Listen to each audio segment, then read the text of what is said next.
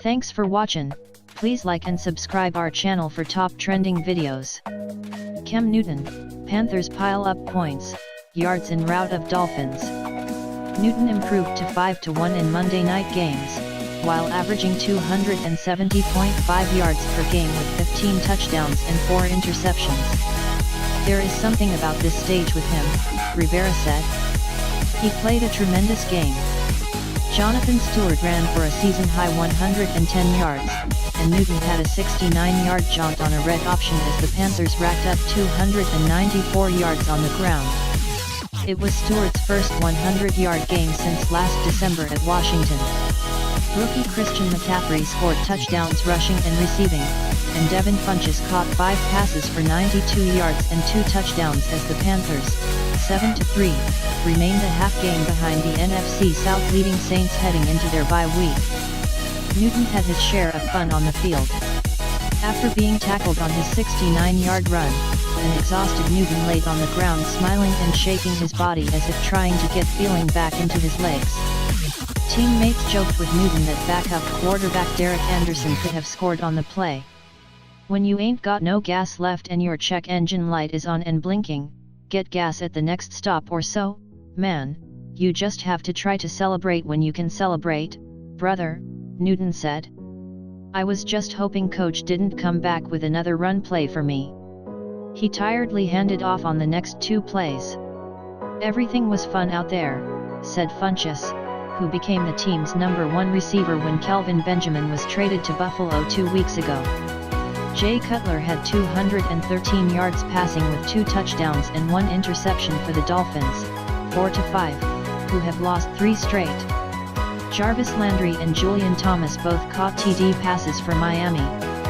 The game turned with 41 seconds left in the first half, when Luke Kuechly made a leaping interception along the sideline with Carolina leading 10-7.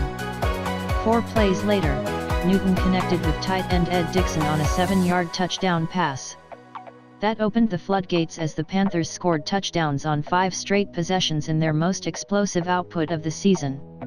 In an 8-minute span, the game got away from us, Dolphins coach Adam Gase said. It snowballed. We couldn't prevent the big runs once they got going. The Panthers had entered the game 21st in the league in total offense and 24th in scoring. We get to watch them, that's the fun part, Kuechly said of the offense.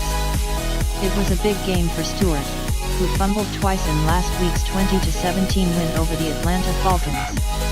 He might have been playing with a chip on his shoulder, but we just wanted to get him to that second level, Panthers offensive tackle Matt Khalil said.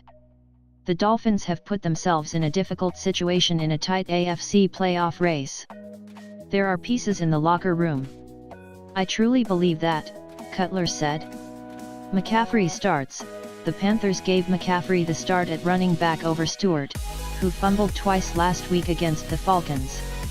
McCaffrey didn't let them down, combining for 50 yards and 2 scores, including a nifty 4-yard touchdown run where he faked out 2 Miami defenders. McDonald returns. Dolphins safety TJ McDonald returned to the starting lineup after serving an 8-game suspension for violating the league's substance abuse policy, but it didn't help the struggling Dolphins defense. Drake's big run. Kenyon Drake provided the big play for the Dolphins, breaking free for a 66-yard touchdown run in the third quarter. Newton's numbers. Newton passed Dan Marino for the 3rd most total yards, passing and rushing, in a quarterback's first 7 seasons. Newton trails only Peyton Manning and Matt Ryan in that category. Injuries. Dolphins reported no injuries.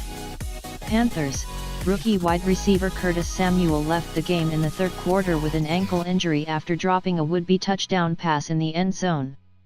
Center Tyler Larson suffered a foot injury but returned to the game. Up next, Dolphins host the Buccaneers on Sunday in a game that was rescheduled from Week 1 because of Hurricane Irma. Panthers visit the Jets on November 26 after a bye.